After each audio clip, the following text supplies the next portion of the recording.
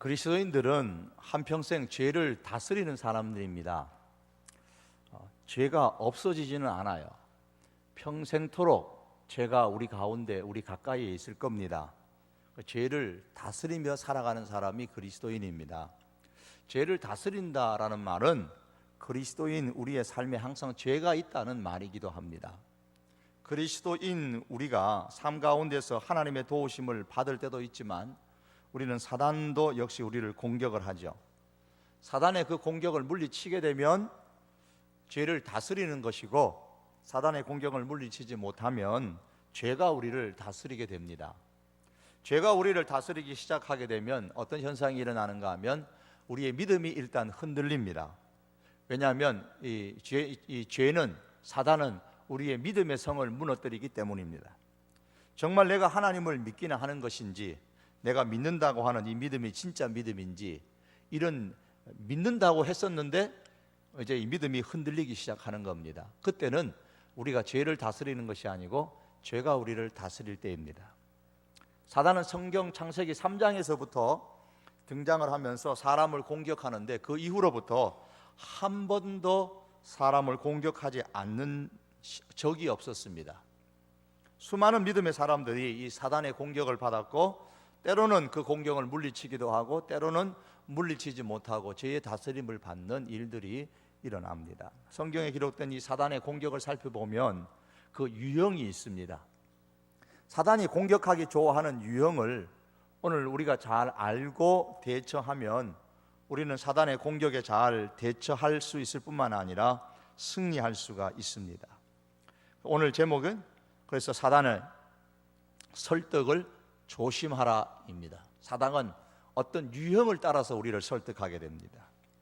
이 사단이 우리를 설득하고 우리를 공격하는 최종 목표물은 우리의 믿음입니다. 그래서 믿음이라는 성을 무너뜨리기 위해서 온갖 방법들을 다 동원하게 되는 것이죠. 믿음의 성이 무너지고 사단의 점령하에 들어가게 되면 사단은 우리 가운데서 걱정과 두려움을 대량으로 생산해서 유포합니다.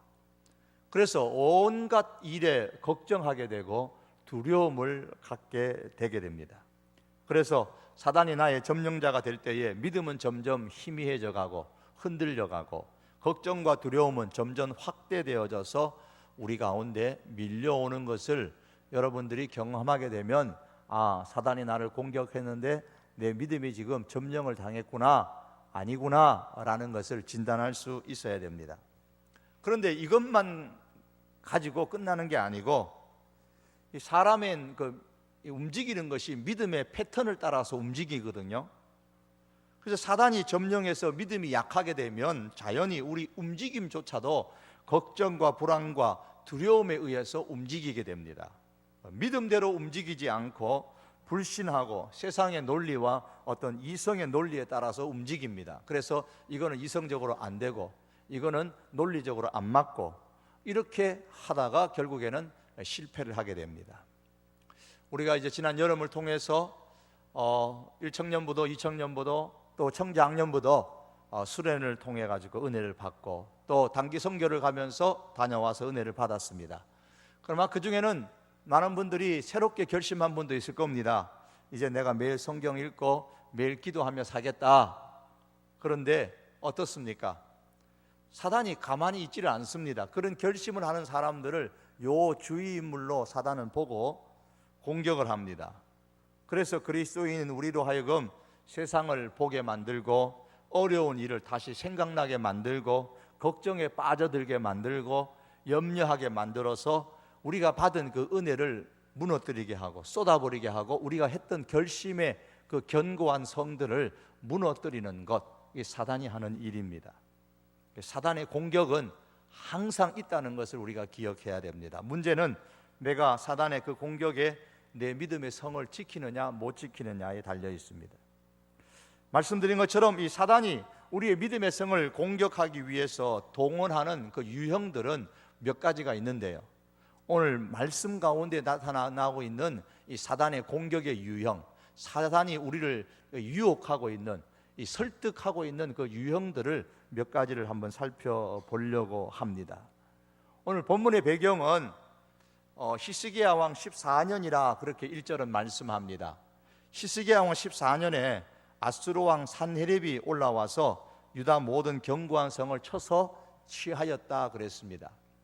유다 남쪽 유다 나라에 히스기야 왕 전에 어떤 왕이냐면 아하스 왕이 있었는데, 요 아하스 왕 때에 말년에 북쪽 이스라엘 나라가 이 아수르에 의해서 점령을 당했습니다. 공격을 받아서 완전히 무너졌어요. BC 722년에 완전히 멸망을 당한 겁니다. 그리고 그 힘을 몰아가지고 지금 아수르가 히스기야 왕 때에 지금 남쪽 밑으로 유다를 공격해 온 거죠.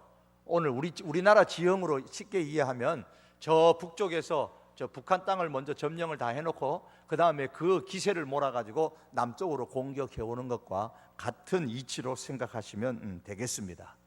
자, 이게 산헤립이 유다 히스기야 왕 때에 공격을 해와서 이때가 주전 715년, 히스기야 왕 14년입니다.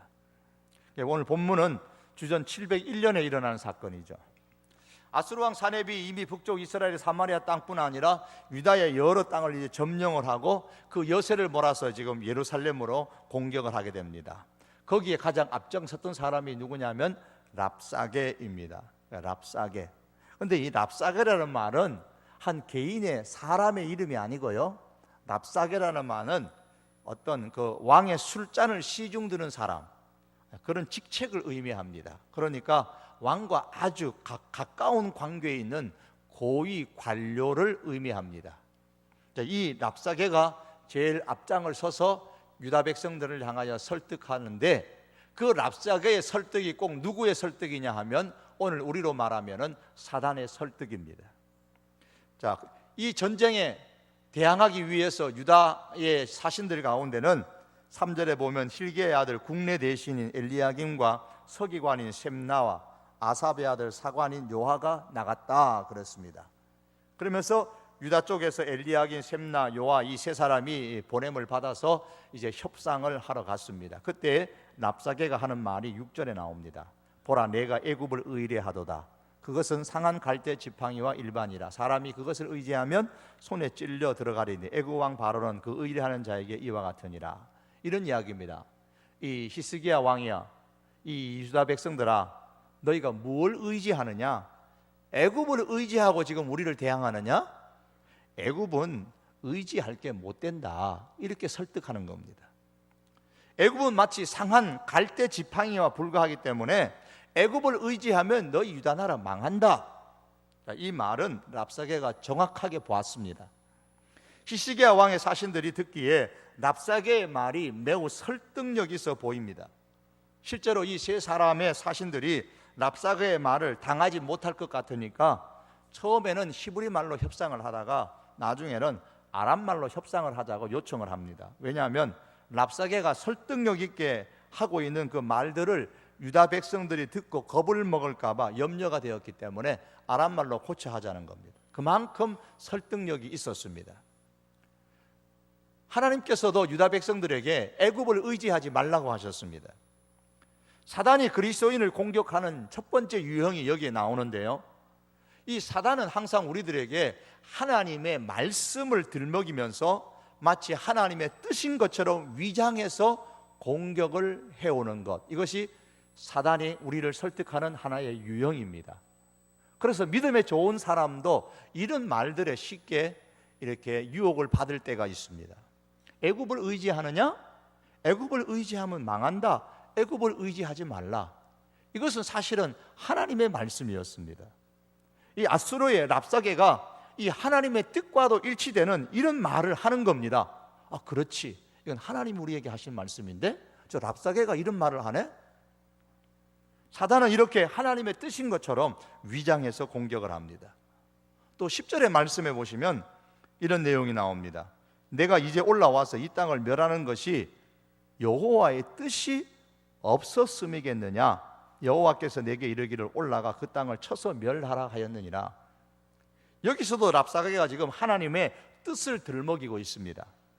우리 아수르 왕이 지금 유다를 공격하는 것은 하나님의 뜻이다.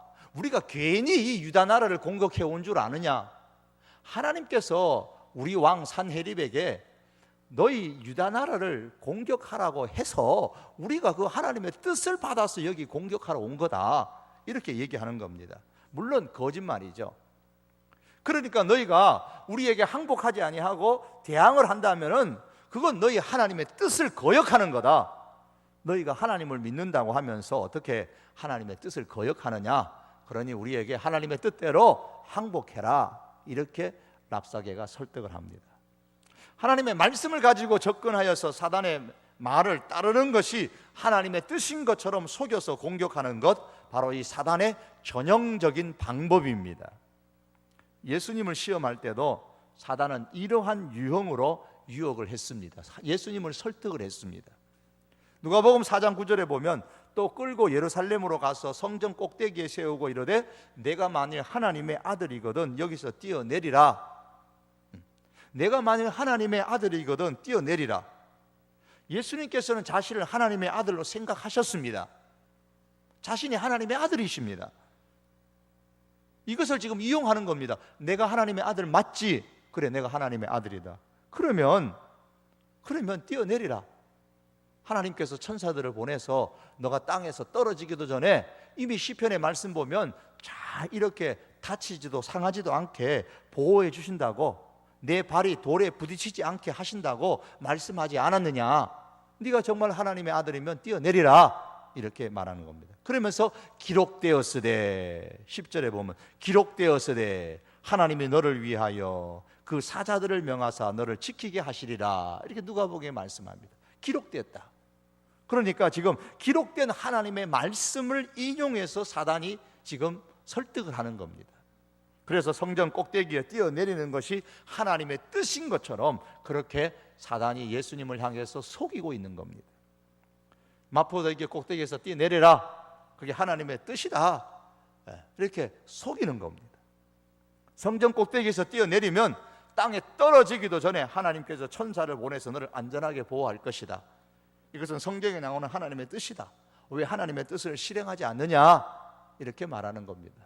여러분, 절대 뛰어내리지 마십시오. 어디서 뛰어내리든 뛰어내리지 마십시오. 사단은 교묘하게 거짓으로 하나님의 뜻을 지금 빙자해서 예수님을 설득하려고 하고 있습니다. 랍사게 역시 거짓으로 하나님의 뜻을 빙자해서 유다 백성들과 사신들을 지금 설득하려고 하고 있습니다. 거짓으로 하나님의 뜻을 빙자해서 어떤 행동을 하려는 것은 하나님을 시험하는 겁니다. 사단의 유혹에 예수님께서는 뭐라고 말씀하냐면 주 너의 하나님을 시험치 말라 그러셨습니다. 우리가 종종 마음 한쪽 구석에서는 뭔가 찝찝한 것이 있음에도 불구하고 스스로가 하나님의 뜻이라고 자기가 자기를 우기면서 자기 자신에게 유리한 쪽으로 해석하고 행동하려는 그런 경향들이 종종 우리에게 있습니다. 아마 하나님도 이런 상황이면 이해하시겠지. 그러니까 내가 하는 것은 하나님도 이해하는 하나님의 뜻이다. 그렇게 지금 자기 스스로 해석을 만들어가는 겁니다. 아마 하나님도 내 입장이라면 이럴 경우에는 이렇게 하실걸? 그러면서 마치 자기가 행동하는 그것이 하나님의 뜻인 것처럼 그렇게 스스로를 위로합니다. 요나가 하나님의 뜻을 어기고 다시스로 가려고 부두로 나갔는데 하나님께서 이걸 막으시면 될 텐데 마침 부두에서 출항하려는 배가 있는 겁니다. 막 떠나려고 하는 배가 있는 겁니다. 봐라, 하나님도 내 마음을 잘 이해하시지 않느냐. 그래서 이렇게 순조롭게 내가 생각하는 대로 배를 탈 수 있도록 해주시지 않았느냐. 스스로를 그렇게 위로하는 것이죠. 이건 사단에게 지금 속고 있는 겁니다. 여러분, 하나님의 뜻을 빙자해서 내 마음대로 하나님의 마음을 이리저리 바꾸고 옮기면서 내게 유리한 쪽으로 해석하고 행동하려고 하지 마십시오. 그렇다면 지금 사단의 유혹을 받고 있다는 사실을 우리가 잊지 말아야 됩니다. 또한 우리가 하나님의 뜻을 이룬다고 하면서 행동하는 이유 중에 하나는 뭐냐면 우리의 조급함의 문제가 나옵니다. 사단은 우리의 그 환경을 막 조급하게 급하게 만들어 놓고 일을 그릇되게 만드는 경향이 있습니다. 아브라함의 경우가 그렇죠. 아브라함의 아내 사레가 남편에게 말합니다. 하나님의 약속은 우리 가정에 후손을 주는 것인데 아직까지도 자식이 없으니까 아마도 나를 통해서가 아니고 내 종 하갈을 통해서 하나님께서 아들을 주실 모양이다. 그러니까 내 하갈을 줄 테니까 그와 합방해서 후손을 갖도록 하자. 그래서 하나님의 약속을 이루자는 겁니다. 아브라함이 쉽게 동의한 것은 그렇게 하는 것이 하나님의 뜻인 줄 알았습니다. 왜냐하면 하나님은 나에게 자식을 주겠다고 하셨는데 세월이 지나도 안 주시니까, 사라의 말을 들으니까 혹시 그렇게 하나님이 나에게 자식을 주시려고 하신 건가? 그게 하나님의 뜻인가? 거기에 속아 넘어가는 겁니다. 그래서 아내의 말대로 하갈을 취해서 이스마엘을 낳았습니다. 무엇이 잘못되었습니까? 하나님의 뜻, 하나님의 약속을 이루어야 한다는 그러한 인간의 조급함이 결국 아브라함의 인생을 불행한 쪽으로 이끌고 갔던 겁니다. 사단이 교묘하게 거짓말로 혹은 나의 조급한 마음을, 환경을 이용해서 나를 설득하고 있는데 내가 넘어가고 있는 겁니다. 이럴 때 우리가 어떻게 해야 됩니까? 예수님께 하시는 방법 같이 주 너의 하나님을 시험치 말라라고 외쳐야 됩니다. 이런 말을 하려면 우리가 적어도 하나님의 말씀에 대해서 우리가 익숙해져야 됩니다. 이럴수록 우리는 하나님의 말씀에 대한 익숙함을 가지고 사단이 하나님의 말씀과 뜻을 빙자하면서 우리에게 유혹할 때에 하나님을 시험하지 말라고 우리가 외쳐야 됩니다. 하나님의 뜻을 빙자해서 내 마음대로 행동하지 마라, 이렇게 외쳐야 됩니다. 우리 자신을 향해서, 내 자신을 향해서 그렇게 외쳐야 됩니다. 그렇게 사단을 쫓아내야죠. 만일 정말 하나님의 뜻이라고 생각이 든다면 하나님의 뜻이라고 생각하는 그것을 가지고 다시 한번 하나님 앞에 무릎 꿇고 간절하게 한번 기도하십시오. 정말 이것이 하나님의 뜻입니까? 그렇게 하기를 몇 번을 했음에도 불구하고 하나님께서 우리의 마음에 평안을 주신다면, 기쁨을 주신다면 그 일이 정말 하나님의 뜻인 줄 믿고 행동으로 옮겨야 될 것입니다. 또 하나, 하나님의 뜻이라고 생각하는 것을 행동으로 옮기기 전에 우리 스스로 질문을 해 보셔야 됩니다. 내가 이 일을 행함으로 인해서 정말 하나님께 어떤 기쁨이 돌아가겠는가를 생각하셔야 됩니다. 나는 정말 이 일을 통해서 하나님께 영광을 돌리고 있는가를 우리가 솔직하게 자기 자신에게 질문을 하고 스스로 대답을 해야 됩니다. 진지하게, 솔직하게 자신에게 질문하고 대답을 해 보십시오. 사단은 항상 말씀을 가지고 하나님의 뜻을 위장해서 우리를 공격합니다. 이런 사단의 공격에 우리가 잘 대처함으로 승리할 수 있어야 됩니다. 또한 사단이 우리를 설득하는 또 하나의 공격의 패턴은 우리의 현실적인 상황을 보게 만드는 겁니다. 다시 말하면 우리의 현실적인 약함을 보게 만드는 거예요. 그래서 현실적인 상황의 어려움을 보게 만들어서 걱정하게 만들고 불안하게 만들고 두려워하게 만듭니다. 걱정과 불안과 두려움을 자꾸 생산하고 또 생산하고 또 생산하고 확대시켜서 우리가 믿음으로 행동하지 못하도록 우리의 믿음을 흔들고 걱정으로 두려움으로 우리를 꼭꼭 묶어둡니다. 랍사게가 유다 백성이 처한 현실적인 상황을 설명을 합니다. 7절에서 9절의 말씀인데요, 그 말씀에 보시면은 쭉 내려가다가 이런 말씀이 나옵니다. 8절의 말씀 보면 이제 청하노니 내 주 아수르 왕과 내기하라. 내가 너에게 말 2,000피를 주어도 너는 그 탈자를 능히 내지 못하리라. 그런즉 내가 어찌 내 주의 종 가운데 극히 작은 총독한 사람들을 물리칠 수 있으랴. 이게 유다 나라의 현실입니다. 지금 사내립이 너희에게 말을 2,000피를 준다고 해도 그 말들을 탈 수 있는 군사가 없지 않느냐. 군사가 있어야지 말 2,000평, 기병, 병마, 전쟁에 나가서 싸울 수 있는 말을 너희에게 우리가 2,000마리를 준다고 하자. 그 2,000마리 타고 우리한테 공격해 올 군사가 너희에게 있느냐? 랍사게가 묻는 겁니다.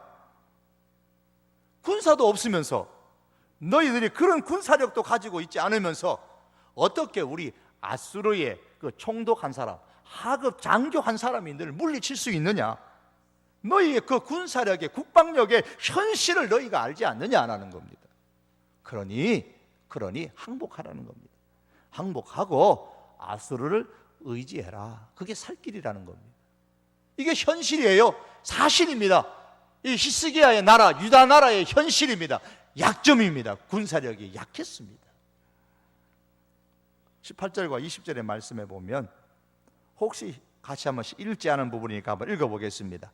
18절 말씀부터 20절까지 있습니다. 시작. 혹시 히스기야가 너희에게 이르기를 여호와께서 우리를 건지시리라 할지라도 속지 말라. 열국의 신들 중에 자기의 땅을 아수르 왕의 손에서 건진 자가 있느냐? 하맛과 아르밧의 신들이 어디 있느냐? 스왈와임의 신들이 어디 있느냐? 그들이 사마리아를 내 손에서 건졌느냐? 이 열방의 신들 중에 어떤 신이 자기 나라를 내 손에서 건져냈기에 여호와가 너희 예루살렘을 내 손에서 건지겠느냐 하셨느니라 하니라. 이런 내용입니다. 히스기야 왕, 잘 들어라. 너 뭐 의지하지? 하나님을 의지하느냐? 유다 백성들아, 너희가 잘 들어라. 너희가 하나님을 의지하느냐? 히스기야 왕이 말하는 걸 듣고 너희가 하나님을 의지하느냐?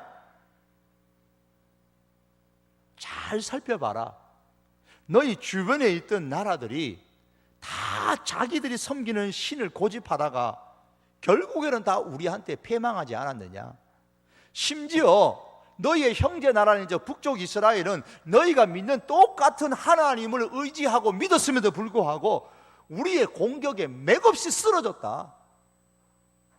우리가 북쪽 이스라엘을 공격했을 때에 너희가 믿었던 그 하나님이 어디 있었느냐?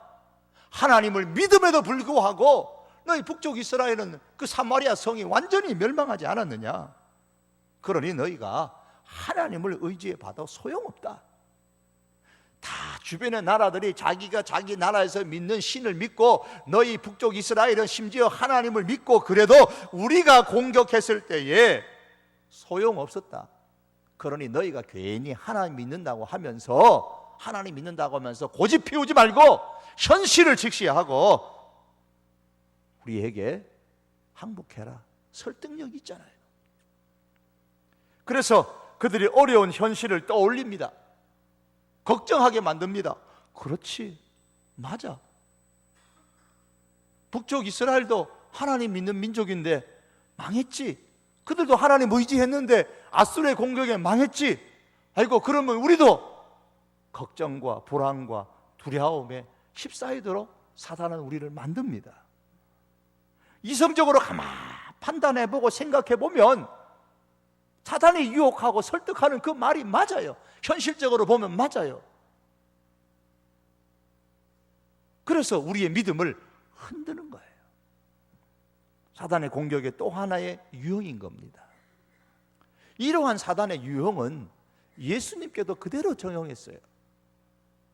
사단이 예수님을 공격할 때 첫 번째 어떻게 했습니까? 돌을 가지고 떡을 만들어 먹으라 그랬었습니다. 그때 예수님이 뭐 하고 계셨습니까? 금식하고 계셨잖아요. 얼마나 배가 고프겠어요. 3일만 금식해도 그냥 배고파가지고, 일주일만 금식해도 그냥 떡이 왔다 갔다 하고 빵이 왔다 갔다 하는데요. 40일 금식하는 예수님이셨으니까 배고픈 그 현실을 그대로 지금 그 상황을 지금 사단이 이용하고 있는 겁니다. 사람이 떡으로만 사는 것이 아니라 하나님의 말씀으로 산다고 예수님께서 물리치셨어요. 하나님의 사람은 현실적인 상황 맞다. 현실적인 상황은 맞지만 하나님의 백성은, 하나님의 사람은 현실적인 상황만 보고서만 사는 존재가 아닙니다. 현실적인 상황이 좋아진다고 하나님을 잊어버렸어도 안 되거니와 현실적인 상황이 어렵다고 하나님에 대한 믿음을 버려서도 안 됩니다. 사단이 예수님께 말하는 것은 너 배고프지 않느냐? 현실이지 않느냐? 떡을 만들어 먹어라. 그러나 예수님의 말씀은 사람이 떡으로만 사는 게 아니다. 배고픈 이 현실적인 상황으로 내가 사는 것만은 아니다. 하나님의 말씀으로 산다고 하신 겁니다. 하나님의 사람은 현실적인 상황을 의지하며 사는 사람이 아니라 하나님의 말씀을 붙잡고 사는 사람이다. 주님이, 예수님이 그렇게 말씀하신 겁니다. 그러면서 사단을 쫓아내셨습니다. 여러분, 우리는 어떻습니까? 우리의 어려운, 우리의 단점인 현실을 붙들고 사십니까? 아니면 하나님의 말씀을 붙잡고 사십니까? 현실에 좌지우지되지 말고 하나님의 말씀에 좌지우지되는 그런 하나님의 사람들이 될 수 있기를 바랍니다. 또한 사단이 공격하는, 설득하는 또 하나의 유형의 방법은 마지막의 유형인데요, 보상에 대한 유혹과 그 반대가 되는 위협입니다. 때로는 위협을 하고 때로는 잘해주겠다고 유혹을 합니다. 15절에서 17절의 말씀에 보시면 우리 같이 한번 읽어볼까요? 15절부터 읽습니다. 시작. 히스기야가 너희에게 여호와를 신뢰하게 하려는 것을 따르지 말라. 그가 말하기를 여호와께서 반드시 우리를 건지시리니 이 성이 아수르 왕의 손에 넘어가지 아니하리라 할지라도 히스기야 말을 듣지 말라. 아수르 왕이 또 이같이 말씀하시기를 너희는 내게 항복하고 내게로 나오라. 그리하면 너희가 각각 자기의 포도와 자기의 무화과를 먹을 것이며 각각 자기의 우물물을 마실 것이요 내가 와서 너희를 너희 본토와 같이 곡식과 포도주와 떡과 포도원이 있는 땅에 옮기기까지 하리라. 너희가 지금 히스기야 말 듣고 있느냐? 신하들과 백성들에게 소리치는 겁니다. 그 속지 말아라. 너희가 만일 항복하면 너희는 너희가 밭에서 과수원에서 추수한 과일들을 여전히 먹을 것이고 시원한 물을 마실 수 있을 것이다. 그러나 너희가 항복하지 않으면, 끝까지 대항하면은 너희가 애써 추수한 과실들을 다 빼앗길 뿐 아니라 밭과 과수원을 다 황폐하게 우리가 만들어 버릴 거다. 이렇게 보상에 대한 유혹과 위협을 동시에 주고 있는 겁니다. 항복했을 때 주겠다는 유혹과 항복하지 않으면 망하게 하겠다는 위협을 동시에 했습니다. 사단은 예수님께도 이런 공격의 유형을 시험했죠. 누가복음 4장 5절에 6절에 보면 마귀가 예수를 이끌고 올라가서 순식간에 천하 만국을 보이면서 이르되 이 모든 권위와 영광을 내가 네게 주리라. 이것은 내게 넘겨준 것이므로 내가 원하는 자에게 주노라. 이렇게 말했습니다. 천하의 권세와 영광을 보여주면서 이 모든 것이 다 내 것이라고 말합니다. 이것은 내게 넘겨준 것이므로 내가 원하는 자에게 주노라. 사단이 이렇게 말합니다. 그러나 이거 거짓말입니다. 한 번도 하나님께서 천하를 사단에게 넘겨주신 적이 없어요.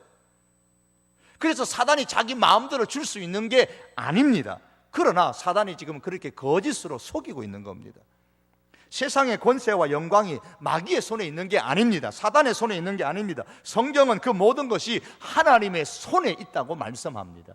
부귀와 영광과 크게 되는 것과 강하게 되는 것이 하나님의 손에 있다고 말씀합니다. 그러면서 마귀는 그럼에도 불구하고 속여서 마치 자기에게 있는 것처럼, 자기가 줄 수 있는 것처럼 얘기하면서 말하기를 내게 절하라. 그러면 이 모든 부와 영광을 너에게 주겠다고 예수님을 유혹했습니다. 랍사게도 마찬가지입니다. 그러나 이것은 사실 거짓말이죠. 랍사게 역시 유다가 항복하면은 이전과 같이 밭의 소산과 과수원에 과실을 먹게 해주고 물을 그대로 주고 잘 살게 해주겠다는 거짓을 말합니다. 이것이 거짓말이라는 것은 아수르가 정복을 했던 북쪽 이스라엘이 어떻게 되었는지를 보면 알 수가 있습니다. 아수르는 북쪽 이스라엘에 대해서 아예 민족 말살 정책을 폈습니다. 그래서 이스라엘 사람들을 강제로 지금 북쪽으로 이주시키고 북방에 있는 사람들을 강제로 이 사마리아 성으로 이주시켜가지고 서로 섞어가지고 막 혼혈족을 만들어버렸습니다. 여기서 태어난 사람들이 이후에 사마리아인이라는 이름을 갖게 됩니다. 이 사마리아 사람이 멸시를 받았죠.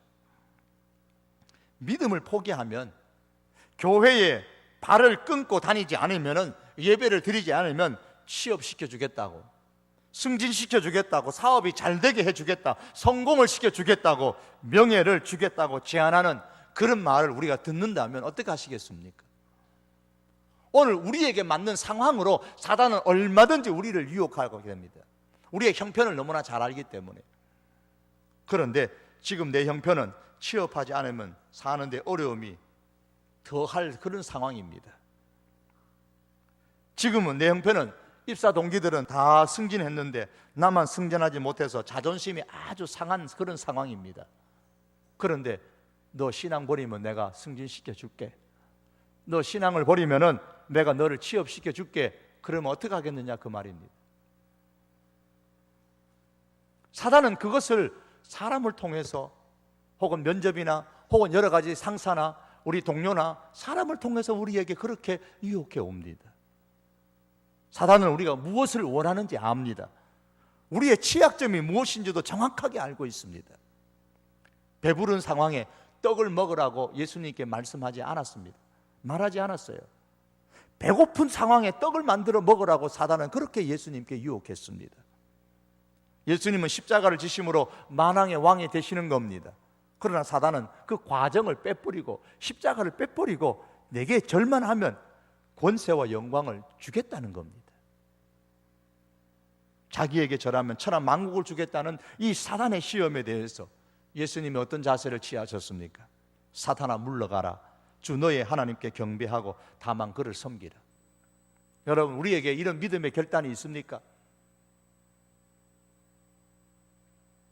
내가 지금 현재 취업을 해야 되는 급박한 상황 가운데 있는데 10군데 20군데 내가 원서를 냈는데도 떨어졌는데, 그런데 누군가가 이번에 너가 교회를 안 다니면 너 신앙만 버려버리면 다 좋은데 신앙생활 안 하면 우리 회사에 취직할 수 있을 텐데 그럼 어떻게 하게 되냐 말입니다. 그럴 때 우리가 주님이 하신 말씀처럼 사탄아 물러가라. 다만 하나님만 경배하고 그만 섬기라. 그렇게 우리가 내 자신을 향해서 말할 수 있겠느냐 말입니다. 그렇게 될 수 있기를 원합니다. 사단이 우리에게 제시하는 화려한 것들은 결코 사단이 제공해 줄 수 없는 것들입니다. 하나님께서 허락하지 아니하시면 사단은 우리에게 어떤 축복도 줄 수가 없습니다. 랍사게의 설득에 유다 백성이 어떤 태도를 취했습니까? 21절의 말씀을 보시면은 한번 읽어볼까? 21절입니다. 시작. 그러나 그들이 잠잠하여 한 말도 대답지 아니하였으니 이는 왕이 그들에게 명하여 대답지 말라 하였음이었더라. 랍사게의 말을 듣고 사람들이 한마디의 대답도 안 했습니다. 그 이유는 오늘 성경이 왕이 대답하지 말라고 명령을 했기 때문이라 그렇게 말씀합니다.